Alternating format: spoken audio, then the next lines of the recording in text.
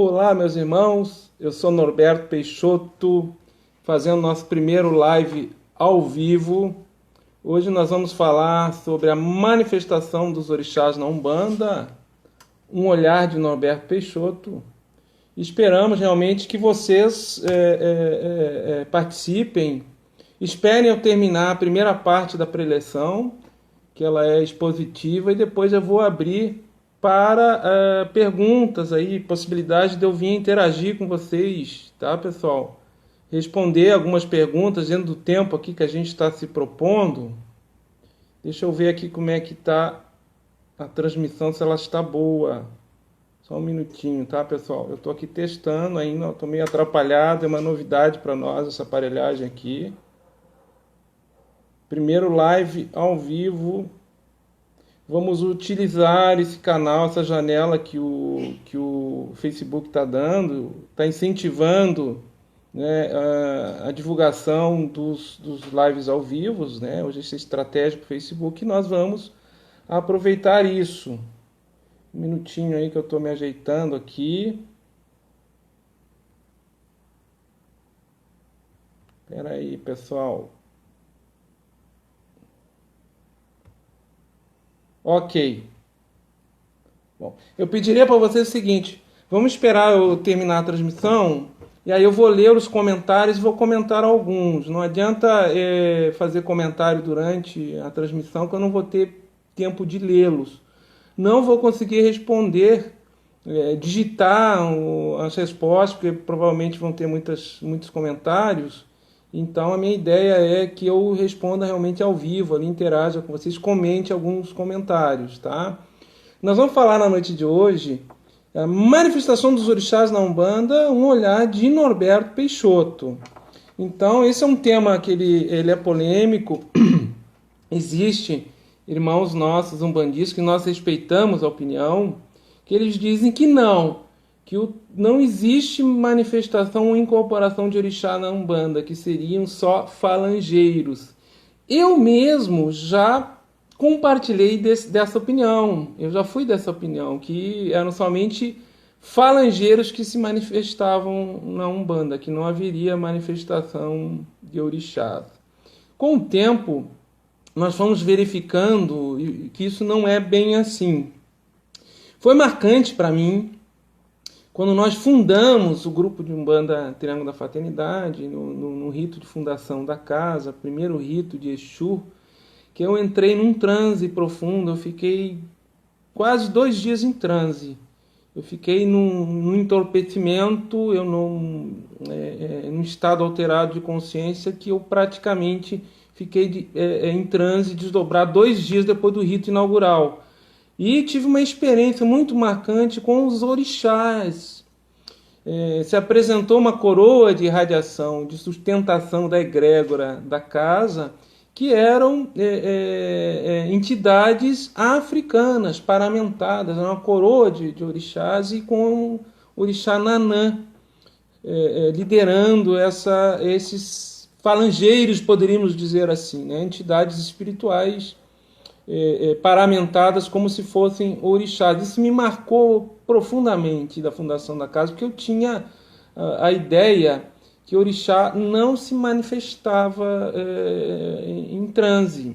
Enfim, os anos foram passando, a gente foi se dedicando ao desenvolvimento mediúnico, às sessões de caridade pública. Obviamente a gente foi amadurecendo enquanto médium, enquanto dirigente, enquanto pesquisador. E tivemos uma experiência que foi marcante, que foi numa abertura de gira. Vovó Maria Conga se manifesta, era uma gira de Preto Velho. Vovó Maria Conga se manifesta na abertura de gira. Ela me diz o seguinte: meu filho, eu vou me afastar, né, e vou deixar você com o orixá, num transe com o orixá. E efetivamente a Preta Velha se afastou, e eu entrei num estado alterado de consciência, que eu não tinha controle da minha parte psicomotora, do meu corpo, e eu entrei realmente na manifestação do orixá Nanã, no seu ritmo de corpo, no seu balanço, né, na sua dança. Eu acho que foi a primeira vez assim que eu tive um transe, né, profundo com um orixá. Isso me levou a muitas reflexões. O que vovó Maria Conga quis dizer naquele momento para mim? Que ela, enquanto espírito, enquanto guia espiritual falangeira, né, no nosso entendimento, ela atuava enfeixada no orixá Nanã, numa irradiação dessa força divina do orixá Nanã. E que eu tinha também entrado nesta vibração, nesta força, e tinha manifestado, isso obviamente veio do meu inconsciente, este orixá. E eu entendi que as duas coisas, com essa experiência, andam de mãos juntas. De alguma forma, todo médium de Umbanda, ele tem nos seus registros de memória, no seu inconsciente profundo, esses arquétipos, esta ancestralidade.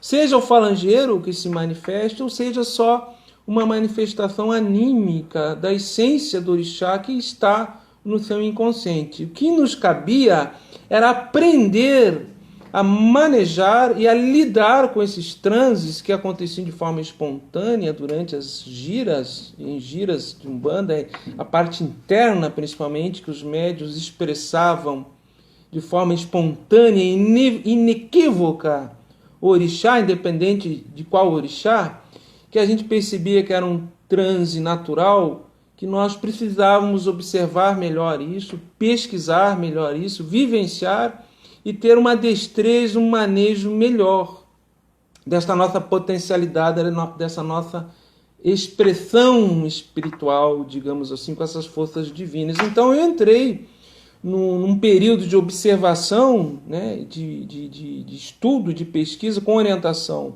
dos nossos guias, para aprender a lidar com esse transe do orixá dentro de uma gira de Umbanda, porque eu achava que isso não acontecia, eu tinha aprendido dessa forma. E respeitar a individualidade, a naturalidade de cada médium. No momento que há uma manifestação de um transe e a gente vê que é o orixá que está se manifestando, isso vem do inconsciente do médium, que ele tem um pedacinho do orixá no seu ori, do orixá maior, que é uma massa primordial, esse sim, a estrutura psíquica humana do espírito encarnado não comporta, não suportaria a manifestação do orixá. Ele é como se uma usina de 10.000 volts fosse ser canalizada completamente na sua voltagem por uma lâmpada de 100 volts. Isso é impossível. Então nós, primeiro, tivemos que respeitar a naturalidade, a espontaneidade de cada médium, sem querer impor uma coisa pasteurizada, né? A manifestação tem que ser assim ou tem que ser assado. E nós começamos a perceber que esse transe do orixá, ele era e é terapêutico, ele é preventivo de doenças, ele equilibra o médium, ele harmoniza os chakras, ele traz saúde para o médium e equilíbrio e fortalece o seu ori. Então, num determinado momento, nós, no grupo de Umbanda Triângulo da Fraternidade, incluímos nos nossos ritos e liturgias internos, né, os toques e louvações aos orixás, que são feitos uma vez por mês, sempre na primeira segunda-feira, onde a gente louva os orixás e os falangeiros juntos, obviamente, se manifestam, aonde de uma forma, através de um método, né, ritual de indutor aos transes, aos estados alterados da consciência, nós incentivamos a expressão da naturalidade de cada médium, seja orixá ou seja falangeiro. Há diversas interpretações em relação a esse tema, que é polêmico, mas eu acredito que toda a separatividade, toda a exclusão, todo o senso de superioridade que não se abre ao diálogo, ele foge à essência da Umbanda, naquilo que o Caboclo das Sete Encruzilhadas nos ensinou. Com os espíritos que souberem mais, aprenderemos, com os que souberem menos, ensinaremos, e todos de mão dadas estaremos em aprendizado. Então, a Umbanda na sua essência, ela é de inclusão. Eu acho que essas capacidades anímicas e mediúnicas de nós, médios, E a expressão e a manifestação do orixá, que se dá de forma natural e espontânea também por dentro da Umbanda, nos leva a concluir que os orixás são forças universais, forças livres e que não estão particularizados num culto ou religião terrena. Nós temos sim diferenças de elementos de rito para lidar com o transe, mas nós temos semelhanças filosóficas e teológicas. Então nós temos que entender que o orixá ele independe, né, de elementos de rito que ele é ritualizado. Isso varia de consciência para consciência, de agremiação para agremiação, de religião para religião. Mas, sem sombra de dúvida, nós não podemos esquecer que nós somos espíritos viajores do tempo, né? Que nós temos uma ancestralidade, que todos nós que expressamos o falangeiro enfeixado por orixá e que na sua essência ele se apoia no inconsciente do médium e a partir daí na essência do orixá que reencarnou junto com o ori do médium, são potencialidades espirituais que são indissociáveis do espírito encarnado, do espírito humano. Então, Umbanda não se faz menor, né, do que qualquer outra religião da diáspora africana que maneja milenarmente essas forças e ritualiza e tem ritos iniciáticos com os orixás. Umbanda ela nos possibilita a reinterpretação e a reelaboração, o que nós não podemos impor. No momento que essa manifestação ela vem de forma natural, inequívoca e intrínseca ao ser humano e ao médium, seja ele estando na Umbanda ou em qualquer outra religião da diáspora, aí nós temos que respeitar isso e a ancestralidade daquele médium. Então foi isso, eu acredito, que vovó Maria Conga quis me ensinar, esse aprendizado, onde eu me abri para a observação mais arguta, com mais acuidade do transe dos orixás na Umbanda, e hoje eu afirmo com muita tranquilidade que sim, os orixás se manifestam através dos transes na religião de Umbanda, nos terreiros, e que nós devemos diferenciá-los da incorporação. A incorporação é um tipo de transe, mas nem todo transe é uma incorporação. A incorporação existe uma entidade extracorpórea, um espírito, uma outra consciência que se acosta, né, se ocupa, se aproxima, envolve os chakras, o ori do médium, o seu mental, a sua parte psicomotora e se expressa. O orixá ele vem de dentro, vem do inconsciente e pode ter conexão com uma força maior, né? Uma força cósmica maior, que é o orixá primordial.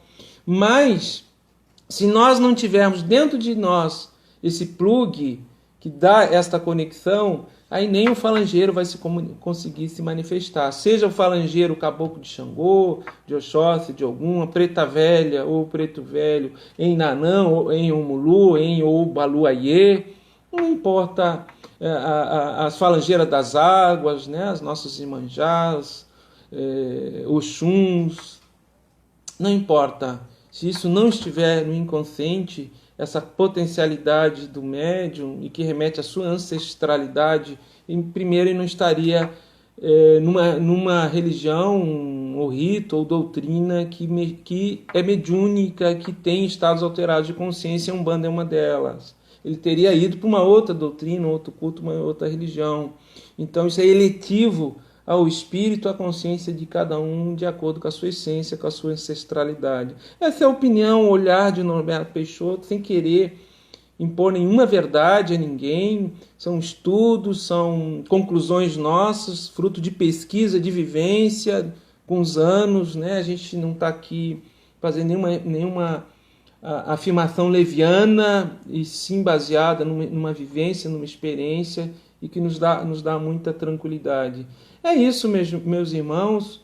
Eu agradeço vocês aí, todos que estão assistindo o vídeo. Eu vou ler aqui alguns comentários e vou comentar com vocês. Aqui a Carla Barbosa está perguntando: existe hierarquia na Umbanda? Sim, existe hierarquia. A hierarquia é uma maneira de organizar os rituais, né? Então existe disciplina, existe hierarquia. tem que ter liderança, né? E nós vivemos hoje na época que liderança não é autoritarismo. Eu acredito que a época de dirigentes imperiais, né? Quase que ditadores intocáveis, isso passou. Nós temos que estar abertos ao diálogo, à alteridade, à diferença, com respeito, mas sim, com hierarquia, com disciplina, acima de tudo, com o objetivo maior de prestar caridade na Umbanda. É isso. Mais alguma pergunta? Deixa eu dar uma olhadinha aqui. Com licença, vamos baixar aqui o nosso... O que o pessoal comentou aqui?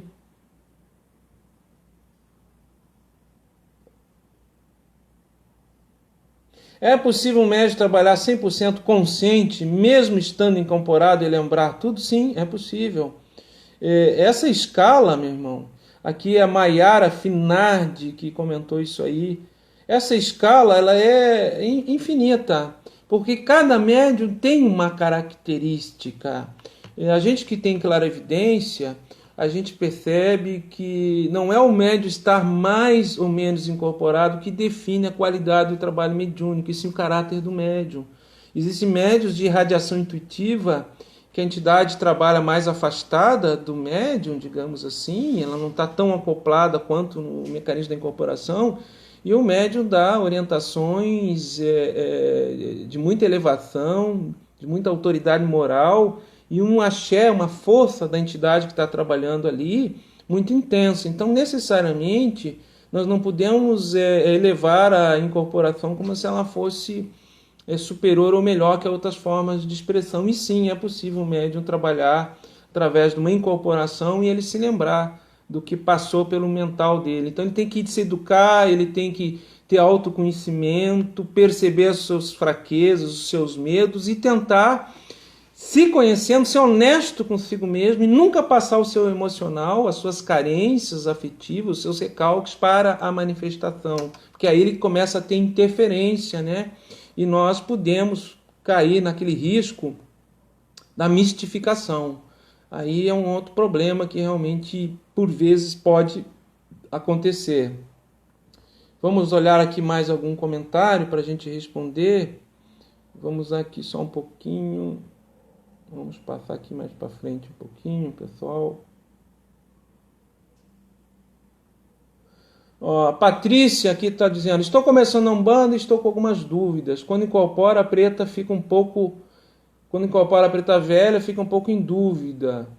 Quando é ela e não também quando estou sentindo manifestações dos guias durante a gira. O que posso fazer para sentir as diferenças entre um e o outro? Continue na sua educação mediúnica. É através da repetição, através do treino, que você vai ir percebendo as diferenças de fluido, né? De uma linha e outra, de um orixá e outro, e de cada entidade particular. E com o tempo você vai tendo mais firmeza, mais confiança. Converse sempre com o seu dirigente, com o seu sacerdote, troque ideias com eles, ou com a sua mãe pequena, ou pai pequeno, ou o médium mais antigo, mais velho, o irmão mais velho que lhe dá orientação. Procure sempre expressar suas dúvidas, e com o tempo isso vai sendo superado, pode ter certeza disso aí.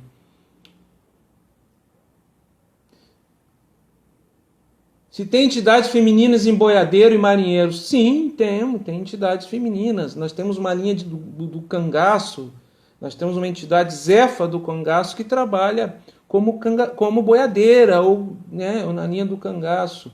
Temos também mulheres que podem se apresentar na linha de marinheiro sem problema nenhum. Não existe diferença de gênero, embora prepondere nos marinheiros entidades, digamos assim, masculinas, mas é possível sim.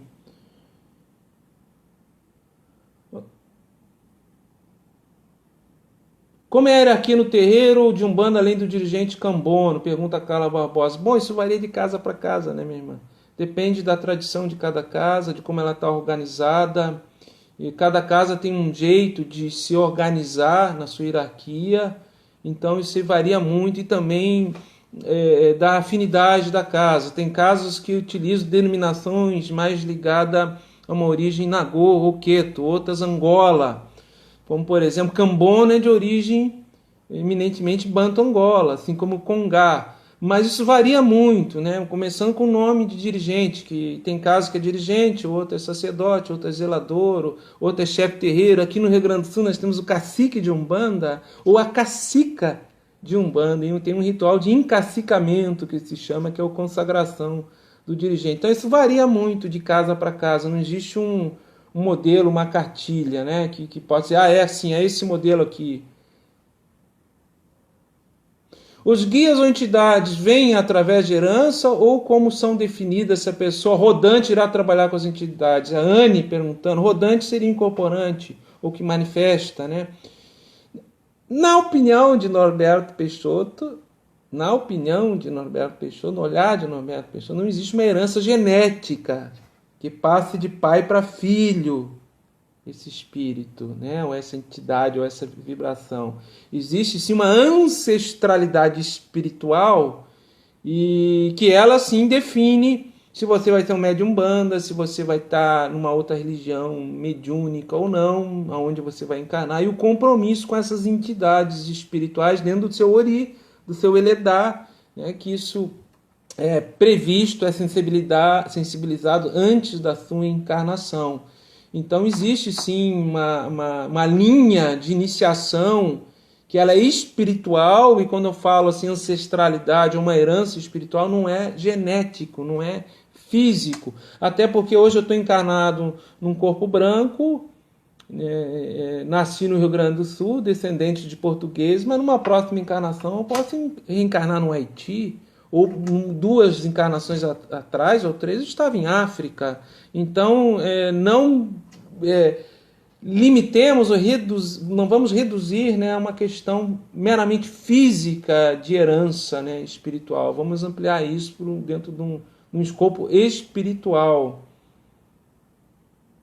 Um Ogã, pela hierarquia, está acima ou abaixo da mãe de santo? Bom, meu irmão, isso seria mais... quem está perguntando é o Fabiano... estaria mais relacionado com as religiões da diáspora, como o candomblé. Que eu saiba, o Ogã está abaixo da Ialorixá ou do Babalorixá, embora ele componha a alta hierarquia do Ilê ou do terreiro, mas ele não supera a Ialorixá ou o Babalorixá, no caso, né? A Marilene Jardim, tive uma manifestação de um guia em atendimento, pode acontecer de novo? Sou o consulente. Pode acontecer a qualquer momento.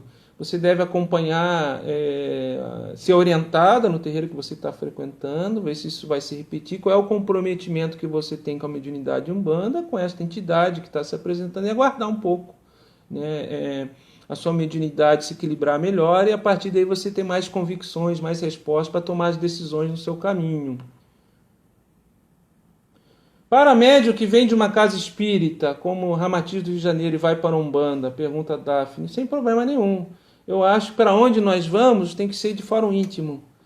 A gente tem que escolher qual é nosso propósito de vida, aquilo que nós temos afinidade, com aquilo que nós temos identidade, e perseguir esse caminho. Não devemos ter receio de trocar, mudar de casa, isso por vezes é saudável. O que não pode acontecer, eu acredito, é a gente estar num centro espírita proibido de manifestar um preto velho, as entidades que querem trabalhar contigo se apresentam como um preto velho. Então, você deve sim procurar, no meu modo de ver, um ambiente, um local, um rito, um culto que respeite a sua naturalidade mediúnica, espiritual, e que você possa amadurecer, né, melhorar o seu caráter, desenvolver isso, né?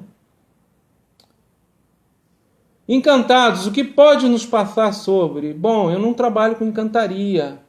Eu sei que é uma linha de muita força, ligada a Umbanda juremeira, né? O conceito de encantado, particularmente nós, dentro de uma perspectiva de reencarnação, nós questionamos, mas nós respeitamos. E a experiência que nós temos com a encantaria ou com a jurema é com o pai Juvencio da Bahia, que é um mestre juremeiro que eventualmente ele se manifesta nos nossos trabalhos, né? Então não teria muito a comentar sobre a encantaria, até porque eu não vivencio, não estou por dentro da encantaria. Como eu posso fazer para participar do Triângulo da Fraternidade? O Norberto Peixoto. Bom, meu irmão, Marcos Nogueira. Bom, Marcos, você não mora no Rio Grande do Sul, primeiro passo, você tem que morar no Rio Grande do Sul, né? Frequentar a nossa casa, nós temos um regimento interno, a gente exige um tempo de frequência na nossa casa e a partir daí, se tiver uma orientação, né, espiritual, você pode se integrar, assim como médium aspirante na nossa egrégora. Nós temos todos os anos entram médiuns novos na nossa casa, impreterivelmente, né? A gente tem a preocupação, digamos assim, o incentivo de sempre ter médiuns novos na corrente. Porque acho que é um compromisso que nós temos de formação, de educação mediúnica, dar oportunidade a esses que frequentam a nossa assistência. Então, o primeiro passo para ser um médium do Triângulo da Fraternidade é frequentar o Triângulo da Fraternidade. É conveniente um adolescente desenvolver sua parte mediúnica? Olha, cada caso é um caso. Cada espírito é único. Aí teria que ver as particularidades desse adolescente. O que determina, eu acho, que é a maturidade daquele espírito que está ali. Ele tem condição de lidar com todas as experiências mediúnicas que ele vai passar? Ele está amadurecido, tem caráter para suportar uma ingira e toda a demanda de consulente? Eu, particularmente, entendo, por tudo que envolve um desenvolvimento mediúnico, a gente procura, né, que sejam médios maiores de idade que já tenham, no mínimo, a sua vida pessoal encaminhada, né, a parte emocional, o equilíbrio financeiro, trabalho, estudo. Não adianta você estar numa corrente se dedicando à parte espiritual e a sua vida lá fora ainda ter muitas dificuldades. Então, eu acredito que há necessário um mínimo de amadurecimento, né, do médium, independente da sua idade, para que ele venha realmente fazer parte de uma corrente mediúnica.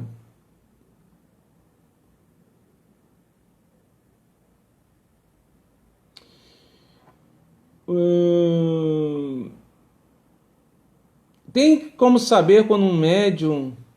Tem como saber... Bom, não entendi a pergunta aqui. Por que no Rio Grande do Sul mistura e coloca a maioria das entidades como Exu ou no culto de Exu? Exemplo, Ciganos do Oriente é colocado como Exu. É o Dix Douglas Xavier. Bom, Douglas, eu não sei se nós poderíamos afirmar isso numa generalização. Eu não sei se todos os ciganos são colocados como Exu no Rio Grande do Sul. O Triângulo da Fraternidade fica no Rio Grande do Sul e cigano não é considerado Exu. Então não seria em todas as casas, né? O que a gente percebe aqui no Rio Grande do Sul em relação a Exu é que se criou um culto separado, né? Que é a Quimbanda, que eles chamam, onde se cultua só Exus, né? Particularmente, nós não temos experiência em relação a esse culto e é questionável no momento que certos preceitos são utilizados que descaracterizariam a tradição e o fundamento do orixá dentro de uma raiz mais africana, Nagô, e também, eu acredito pela banalização de Exu que está havendo, porque a gente percebe muita festa, muita falta de caráter, muita bebida e muita pessoa se machucando com esses ritos, com essa banalização de Exu que está havendo no Rio Grande do Sul. Falo isso com muito respeito, mas a gente tem que ver qual é o melhoramento de caráter que qualquer rito, em nome de qualquer entidade, orixá, está dando para aqueles seres humanos que estão ali frequentando aquele encontro. Então eu questiono um pouquinho, eu acho que está havendo uma banalização aqui nesse sentido. O senhor entende Exu como orixá ou entidade de trabalho como caboclos preto velhos, mas no grau de evolução menor? Pergunta Adriane dos Anjos. Olha, Adriane, nós aprendemos com os amigos espirituais que não existe entidade espiritual com maior ou menor grau de evolução. Isso é uma escala mais ligada ao espiritismo kardecista, né? Onde a gente reinterpreta isso. Pai Tomé nos diz que todos os espíritos se igualam no seguinte aspecto: estão em evolução. Ou seja, todos nós somos espíritos imperfeitos, que estamos em evolução. Nisso nós nos igualamos. Então nós entendemos, no grupo de Umbanda Triângulo da Fraternidade, que Exu, as entidades que trabalham com Exu, não são menos evoluídas do que caboclo, preto velho, ou cigano, ou qualquer outra manifestação espiritual. Eu entendo que eles têm tarefas específicas né? Que não caberia um preto velho, não caberia um caboclo, não caberia um cigano, um oriental, e que no somatório, cada entidade, cada espírito, no somatório eles trabalham em conjunto no plano espiritual, com muito respeito. E eu não percebo dos espíritos, dos guias, esse senso de superioridade um em relação ao outro, embora voltamos àquela questão da disciplina e da hierarquia. Obviamente que uma egrégora, como é o grupo de Umbanda Triângulo da Fraternidade, ela tem um guia-chefe, né? Tem uma hierarquia, uma cúpula espiritual que coordena todos os trabalhos, por uma questão de compromisso com tarefa, não de ser mais evoluído ou menos evoluído. Então, entendemos que não, que nós procuramos não exaltar essa questão de um espírito ser mais ou menos evoluído que o outro. Boa noite, sou de Umbanda há 5 anos, há 2 meses venho sentindo vibração de orixá. Tem necessidade de fazer o santo? Pergunta Eleri Matos dos Santos. Olha, Eleri, o que você entende como fazer o santo? Se fazer o santo é feitura nas religiões africanas da diáspora, como o candomblé, nós respeitamos, né? Cada religião que tem seus métodos rituais, seus elementos. Falando pela Umbanda e pelo olhar de Norberto Peixoto, pela Umbanda que nós praticamos, não há necessidade de você fazer uma feitura a esses moldes, a não ser que seja eletiva a sua alma, seu espírito, e você escolha por esse caminho, que pode ser o caminho que lhe dê reequilíbrio na sua predestinação, no seu propósito de vida nesta encarnação. Mas necessariamente a manifestação de um orixá não quer dizer que tenha que haver uma feitura na nossa leitura, tá bom? Na nossa vivência, na nossa reelaboração por dentro da Umbanda que nós praticamos.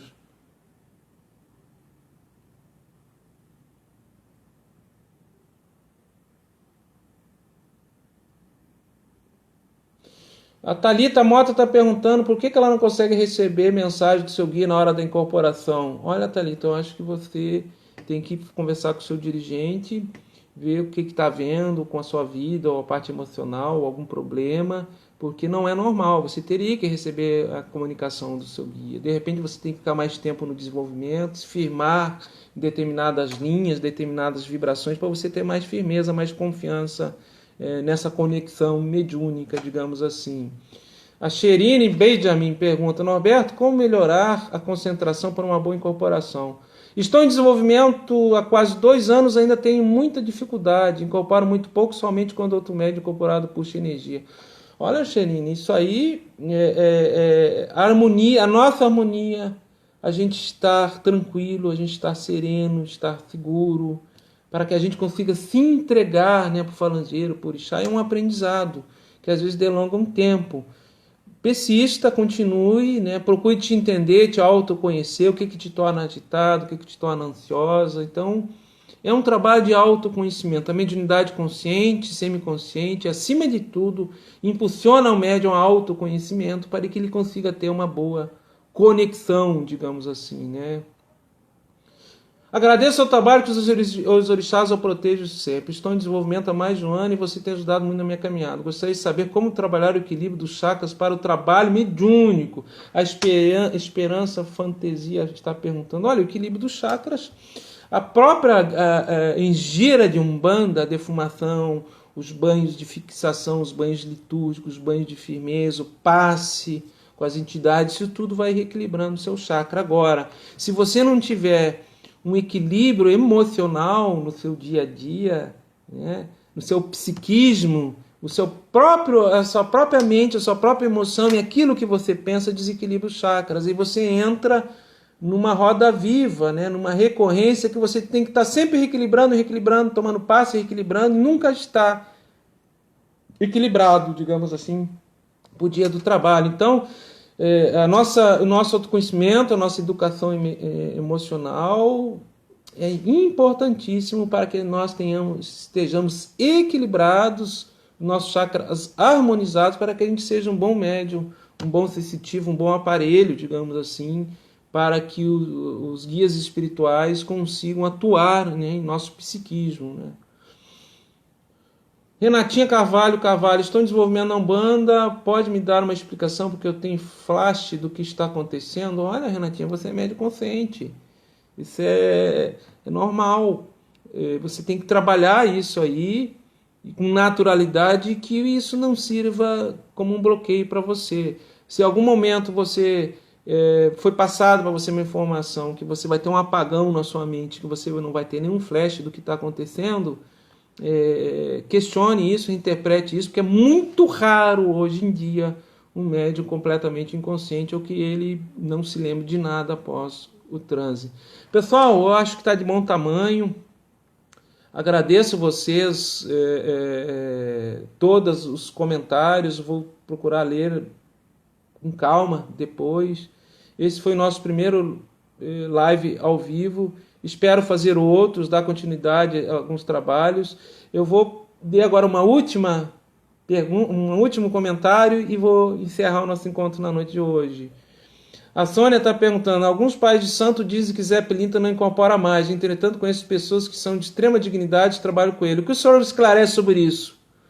Olha, eu acho que não é o pai de santo que tem que dizer se o Zé Pilintra incorpora ou não incorpora.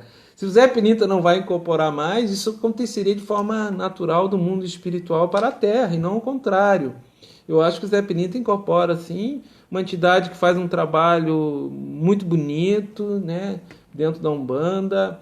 E nós temos uma perspectiva, um entendimento de Zé Pilintra mais ligado a Jurema, aquele Zé Pilintra que é aquele mestre juremeiro. Esse Zé Pilintra mais ligado à malandragem, digamos assim, urbana, dos grandes centros, que foi uma adaptação do Zé Pilintra juremeiro, nós temos pouca experiência aqui no Rio Grande do Sul. Nossa vivência mais com o Zé Pilintra ligado a Jurema, a cura, né, a linha de cura, a mesa de Jurema, o mestre juremeiro. Trabalha na desobsessão, enfim. Então, acredito sim, tenho muita admiração, muito respeito pelo Zé Pilintra e por sua falange, que são sempre bem-vindos. Bom, é isso. Agradeço a todos. Muito obrigado, meus irmãos, pela oportunidade de interagir com vocês. Vamos procurar outras vezes fazer esses lives, aí uma vez por semana. Acredito que eu não vai ter um horário fixo, porque depende também da disponibilidade da gente. A gente trabalha. Durante o horário comercial é mais difícil, mas nós vamos nos programar para isso. Estamos encarando com muita seriedade essa oportunidade como um compromisso mediúnico, doutrinário, de divulgação, de diálogo interreligioso, intrarreligioso, em nome da nossa Sagrada Umbanda que nós tanto amamos. Muito obrigado, meus irmãos. Até a próxima oportunidade.